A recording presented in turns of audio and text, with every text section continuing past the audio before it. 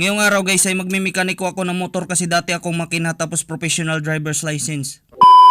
What's up guys, ang vlogging ko today ay bibili muna ako ng Lucky 7 kasi ang 7 is the last day of the week. Pagka uwi ko ng bahay, sinalubong agad ako ng mga animals. Ngayon guys ay papakita ko sa inyo kung paano lutuin ang Lucky 7 na corned beef. Una, buksan ng kutsilyo. Pangalawa, kumuha ng sibuyas tapos i-slice ito ng 12. Pangatlo, ilagay ang takip ng kaldero at buksan ng shilin. Pangapat, mag-prepare ng side dish. Panglima, maglagay ng mantika at hintayin itong umusok. Panganim, ilagay ang sibuyas at hintayin itong umitim.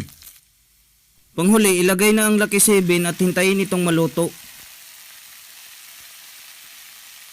At magsungkit ng kanin para kumain. Sana may natutunan na naman kayo sa akin guys. Insya na. Ngayon naman guys ay operahan ko na ang aking motor. Ang kailangan ko lang ay turoto tapos mga tools. Ang una ay papalitan ko ng mantika ang motor or tinatawag na change oil. Sunod naman ay papalitan ko ang gear oil. Pagkatapos guys nakatipid na ako, natuto pa ako. Pwede na ako maging professional driver's license. Pagkatapos ko magmekaniko, tumambay muna ako dito sa taas para huminga. Second floor lang guys, hindi sa langit. Tapos sinugasan ko na ang aking motor kasi alam kong uulan. Ang gamit ko pala guys ay Palmolive kasi nagbibigay ito ng brightness. Tapos nakakatanggal to ng dandruff. Tapos binigyan ko ng mani ang manok. Alam nyo ba guys, ang mani ay ginagawang peanut butter. White flag ka sa akin. Todas kayo kay nanay, nandyan na naman kayo. Hanggang dito na lang guys kung nasaan ka man ngayon. Palagi nyo na lang tatandaan kung hindi mo kayang gawin ngayon, bukas na lang. Ingat kayo palagi, Amalatak may share.